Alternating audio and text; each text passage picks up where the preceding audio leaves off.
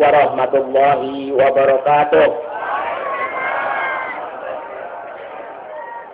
Nahmaduhu wa nasta'inuhu wa nastaghfiruh wa nastahdihi wa nastarshiduh wa na'udzu billahi min syururi anfusina wa min sayyiati a'malina may yahdihillahu fala mudilla lahu wa man yudlil fala hadiya lahu. Wassalatu wassalamu ala Rasulillah Sayyidina Muhammad bin Abdullah wa ala alihi wa sahbihi wa man wala arsalahu bil huda wa dinil haq liyuzhirahu ala ad-din kullih wa kafa billahi syahida. Segala puji bagi Allah yang maha terpuji atas segala kesempurnaan-Mu ya Allah yang maha sempurna. Tuntunlah kami ke jalan yang benar dan tetapkanlah kami senantiasa di dalam kebenaran itu. Salawat dan salam semoga terlimpah kepada junjungan kita Nabi besar Muhammad sallallahu alaihi wasallam, panutan seluruh manusia beriman yang menginginkan makna hidup di dalam garis-garis kehidupannya. Salam juga buat keluarganya yang suci, sahabatnya, saudara seiman serta sekeyakinan yang senantiasa mengikutinya dengan ihsan. Ma'asyiral muslimin rahimakumullah. Kita berkumpul di majlis yang mulia ini dalam rangka memperingati hari lahirnya Rasulullah sallallahu alaihi wasallam. Mudah-mudahan apa yang kita korbankan, waktu, tenaga, pikiran serta harta benda, insya Allah kita tidak malu memohon syafaat Rasulullah sallallahu alaihi wasallam. Ma'asyiral muslimin rahimakumullah. Dari tahun ke tahun kita memperingati Maulid Nabi. Tujuannya untuk apa?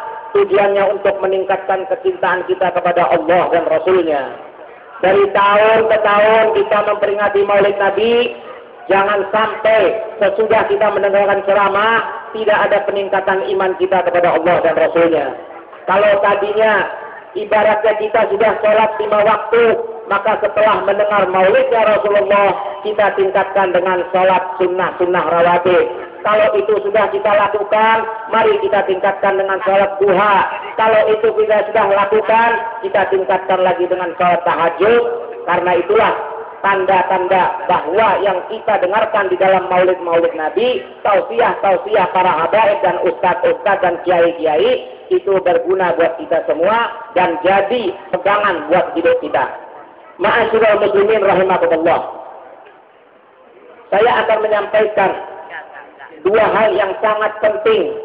Karena setiap tahun kita memperingati Maulid Nabi, tapi rasa-rasanya setiap tahun akidah kita tambah dirongrong. Pertama, di luar kita ada Ahmadiyah. Tahu Ahmadiyah ya? Ahmadiyah ini tukang martabak dijadiin Nabi. Banyak nih di Indonesia. Dulu di zaman Rasulullah ada Musailamah al-Kadzdzab judulnya, Musailamah sang pembohong.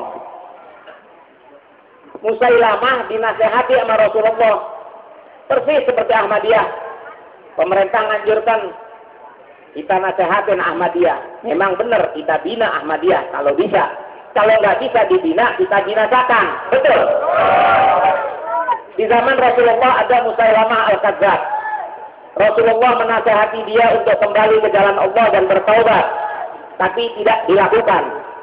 Lalu baru 1 kali dinasehati oleh Rasulullah, Rasulullah keburu dipanggil oleh Allah Subhanahu wa taala. Tiba-tiba di zaman Sayyidina Abu Bakar Siddiq, beliau menasehati Musailamah, tapi tetap saja tidak mau.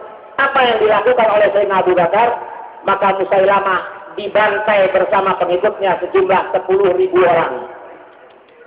Sayyidina Abu Bakar adalah pemimpin kita, walaupun orangnya tua, badannya nggak besar, tapi lihat kegigihannya dalam mempertahankan agama Allah. Beda dengan sekarang, Pak. Kalau kita punya pemimpin seperti Sayyidina Abu Bakar, maka nggak muncul lagi itu nabi-nabi palsu. Tukang martabak jadi nabi, tukang roti namanya Edi jadi nabi. Terakhir Lia Edan jadi Jibril. Ma'udzubillah. Coba kalau kita punya pemimpin sesakti Sayyidina Abu Bakar, walaupun badannya kecil. Kalau ketegasannya seperti Sayyidina Abu Bakar, sampai ini hari tidak muncul lagi nabi-nabi palsu. Karena di zaman Sayyidina Abu Bakar semua nabi palsu dipenggal kepalanya. kecuali mau insaf. Kalau ini udah luar biasa. Sekarang saya mau tanya sama bapak-bapak, mau nggak mempertahankan agama Allah? Iya, nggak mempertahankan agama Allah. Saya tidak ragu kalau masyarakat di Tanjung Priok ini memang mentalnya luar biasa. Karena saya sudah merasakan tahun 2004 kita perang di Jalan Dodo. Tapi saya ketipu terus terang aja. Saya belain habis-habisan tuh makam keramat. Ternyata yang nunggunya penipu. Saya bertempur di sana tahun 2004. Nggak tahu isinya kebohongan luar biasa. Orang disuruh nyembah kuburan. Jadi ada dua yang merongrong kita ini. Di luar kita ada Ahmadiyah dengan nabinya yang sedang mertadat. Di dalam ada orang-orang yang terlalu mengagung-agungkan kuburan sehingga orang suruh nyembah kuburan. Ini khurafat yang harus dimusnahkan dari muka bumi. Karena kita harus mempertahankan akidah kita, ma'asyiral muslimin rahimakumullah. Jadi kita siap ya? Siap. Kalau yang muda sih saya nggak heran, yang tua siap kan orang tua nih. Pak, orang tua sudah umur 60 tahun kalau ngelamar anak gadis orang nggak dikasih. Ya. Tapi kalau dia mati di jalan Allah dapatnya bidadari. Tahu nggak bidadari? Bidadari cantiknya bukan main, disebutkan dalam Al-Quran senantiasa perawan. Kalau gini kita Pak, walaupun cantiknya kayak mana, kalau kentut jauh, ya kan? Jauh dibandingkan sama matahari, sama bidadari, jauh sekali. Jadi yang penting yang tua-tua nih siap mati nggak jalan Allah. Kalau yang muda harus, sebab kenapa? Agama Allah akan tegak kalau pemudanya peduli terhadap ajaran Allah. Ada satu upaya dari orang-orang di luar Islam. Mereka senantiasa konferensi di satu tempat namanya Bukit Zaitun. Bukit Zaitun di sana, di Israel. Itu didatangi oleh orang-orang misionaris. Mereka mengatakan, masuklah kalian ke dalam negara-negara Islam, terutama Indonesia. Kenapa? Karena di Indonesia adalah negara Islam terbesar di muka bumi. Masuklah kalian ke negara-negara Islam. Tidak usah palingkan kiblat orang Islam, tidak usah. Cukup tanamkan budaya-budaya Barat kepada generasi muda Islam, sehingga timbul satu generasi muda Islam yang apatis, yang tidak peduli terhadap ajaran Allah Subhanahu wa Ta'ala. Mereka berhasil, ma'asyiral muslimin rahimakumullah. Bagaimana saya katakan berhasil? Persis sebagaimana yang sudah dinubuahkan oleh Rasulullah Sallallahu Alaihi Wasallam. Beliau pernah berpesan kepada kita, kaifa antum idza taghat nisa'ukum wa fataqa subbanukum wa taraktum jihadakum. Bagaimanakah kamu ketika perempuan-perempuan kamu durjana, anak-anak muda kamu durhaka, dan kalian rame-rame meninggalkan jihad? Mari kita lihat sudah sampai apa belum zaman itu. Orang-orang tadi menyebarkan budaya-budaya Barat kepada generasi muda Islam, sehingga timbul satu generasi muda Islam yang apatis, yang tidak peduli terhadap ajaran Allah. Yang pertama apa? Dibikin tren mode anak muda pakai celana sobek di atas dengkul. Ini orang-orang di luar Islam tahu kalau auratnya laki-laki mabaina surah wa rukbah, antara pusar dan dengkulnya. Kalau bikin celana sobek di atas dengkul, otomatis kalau dia sholat juga enggak sah. Ya, anak muda kita ikut-ikutan bikin celana sobek di atas dengkul. Kadang-kadang pakai anting sebelah. Mending kalau emas, mungkin gantungan kunci. Ini luar biasa diikutin anak muda kita. Akibatnya mereka tidak sholat. Berhasil orang-orang di luar Islam. Budaya-budaya Barat dipegang oleh anak-anak muda kita. Karena agama ini akan bangkit kalau pemudanya peduli terhadap ajaran Allah. Tapi kalau apatis, tidak peduli, maka tinggal tunggu satu generasi, Islam tinggal nama. Lalu orang perempuannya, kaifa antum idza taghat nisa'ukum. Perempuan-perempuan zaman sekarang, orang dewasa beli ukuran baju anak-anak. Dari depan kelihatan udalnya, dari belakang kelihatan pantatnya. Ini dilakukan, tapi kita orang tuanya tidak bicara apa-apa. Bahkan kadang-kadang ada orang-orang yang tidak peduli. Yang penting bukan keluarga gue, lu mau ngapain terserah. Tidak benar orang Islam seperti ini. Orang Islam harus peduli terhadap saudaranya. Kalau kita lihat saudara kita nggak benar, kita dakwain. Itulah ma'asyiral muslimin rahimakumullah. Di depan kita ada Ahmadiyah. Mau nggak kita bubarin Ahmadiyah? Harus. Karena apa? Di Banten gubernurnya udah teken, bubarin Ahmadiyah. Jawa Barat, udah. Jawa Tengah, sudah. Sumatera Barat, sudah. DKI, belum. Fauzi Bowo, takut. Saya sih nggak peduli, saya biasa ceramah turunnya ditangkap. Udah biasa Pak, 2003 saya dihukum mati. Untung saya nggak jadi imam samudra. Kenapa? Karena itu bukan orang Islam. Islam tidak ngajarin bom-boman begitu, enggak. Ya, Islam ngajarin santun. Allah Subhanahu wa taala berfirman dalam kitab sucinya Al-Qur'an, "Qul in kuntum tuhibbunallah fattabi'uni yuhibbukumullah wa yaghfir lakum dzunubakum." Yang pertama, kita memperingati Maulidnya Nabi untuk apa?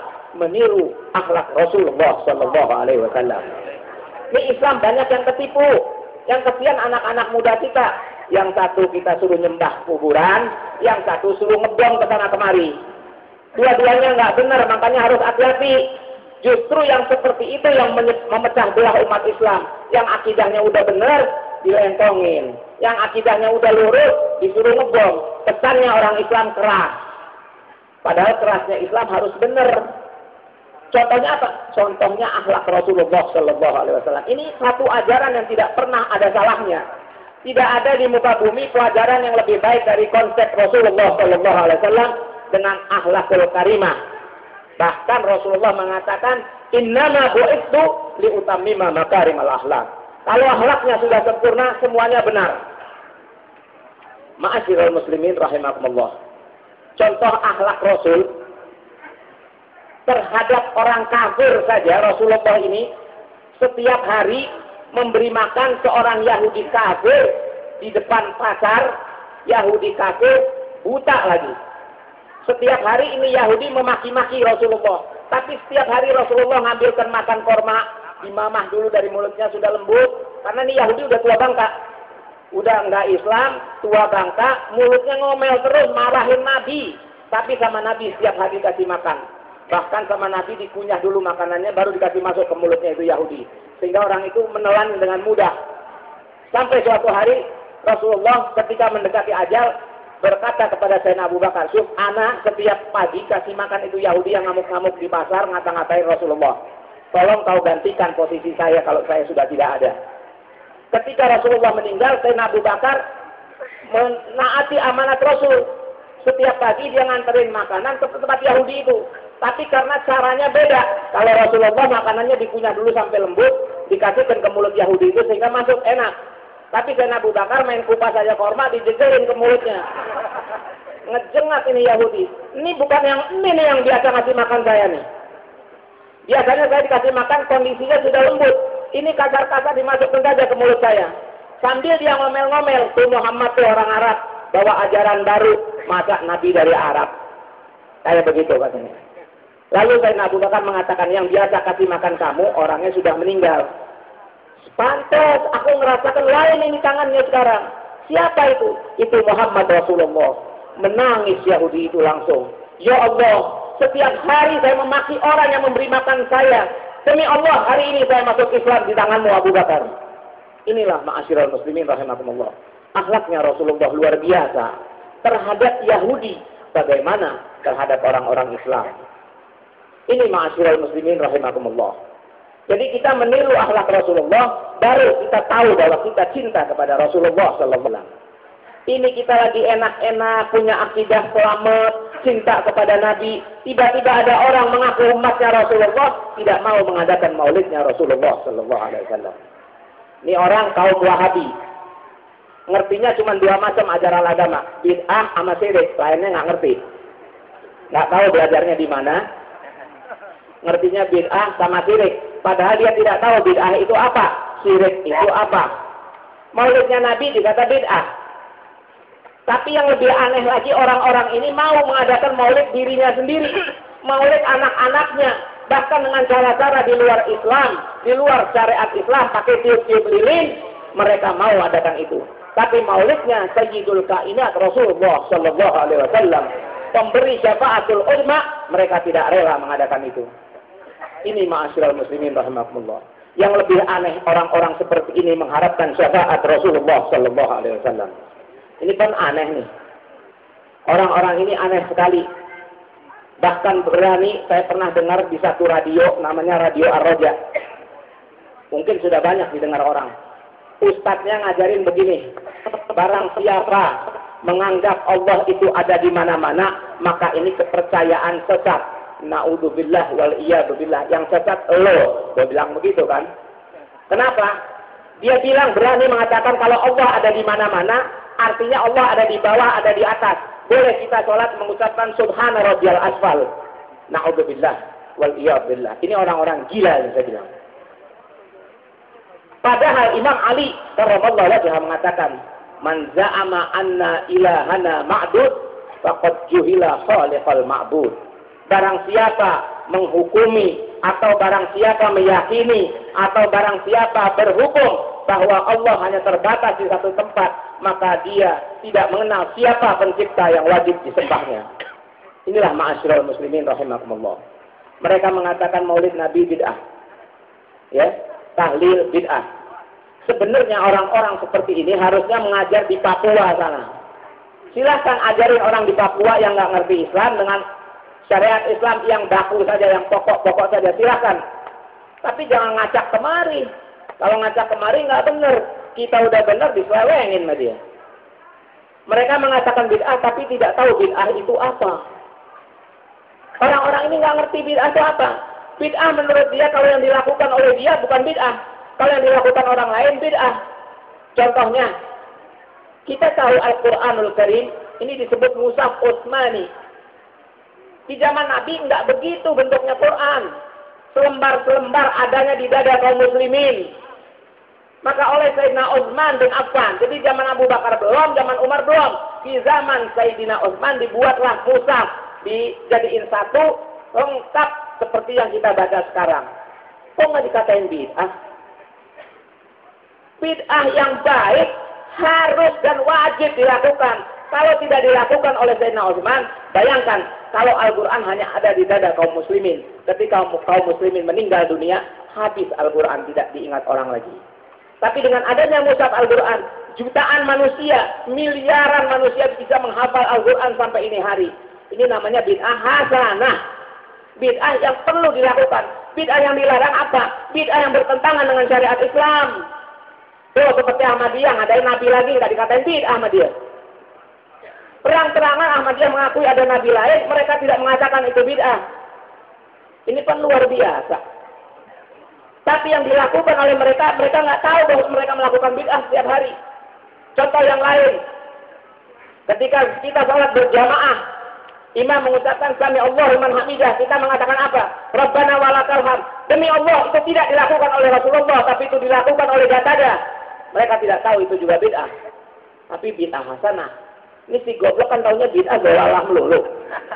Main masukin orang ke neraka aja. Emang kapan dia jadi wakil Allah? Yang ketiga, saya tanya lu terawih nggak? Terawih di zaman Rasulullah nggak ada terawih berjamaah. Di zaman Sayyidina Abu Bakar tidak ada. Di zaman Umar dibuatlah terawih berjamaah. Kok nggak dikatain bid'ah? Dasar ini orang usil banget. Usil. Orang usil begini banyak di dunia. Saya pernah punya teman namanya Hannibal. Orangnya usilnya naudzubillah. Jalan sama saya di Jalan Gajah Mada. Tahu ya Jalan Gajah Mada? Kan ada kali besar. Banyak orang BAD di pinggir situ. Ya, ini Hannibal saking isengnya ngedeketin pinggir disongkol orang begini. Ngecembung anak orang. Jemur di kali. Abur dia. Ini Hannibal kerjaannya. Subhanallah udah tua, pergi haji bareng sama saya. Pergi haji bareng, naik pesawat internasional. Tahu dia pengen kencing. Masuk ke kamar mandi, penuh. WC laki penuh. Akhirnya pramugari kasih izin dia masuk ke WC perempuan. Masuk dia di situ. Rupanya BAB di dalam situ. Sambil nongkrong kayak Hanoman, dasar orang usil, matanya jelalatan ngeliatin tombol-tombol di dalam WC. Ada tombol tulisannya AW. Dipencet sama dia. Nggak tahu keluar, air warm atau udara hangat. Udah.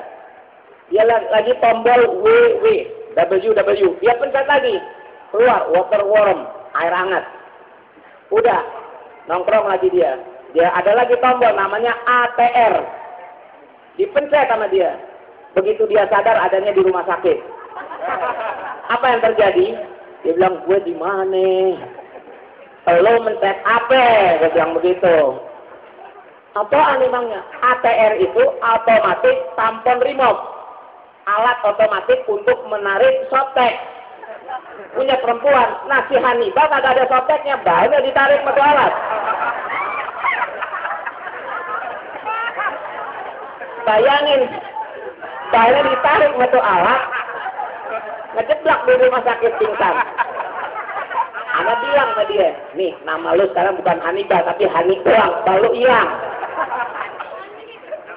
Ini orang iseng.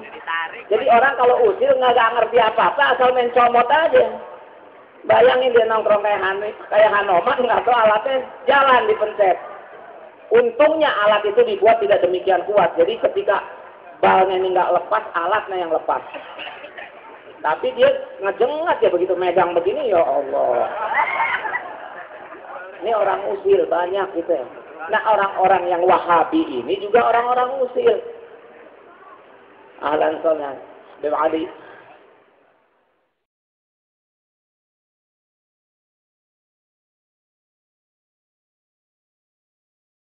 Ada kesalahan dari ucapan saya itu datangnya dari saya sendiri dan tidak benar datangnya dari Allah Subhanahu wa taala. Billahi taufiq wal hidayah. Assalamualaikum warahmatullahi wabarakatuh.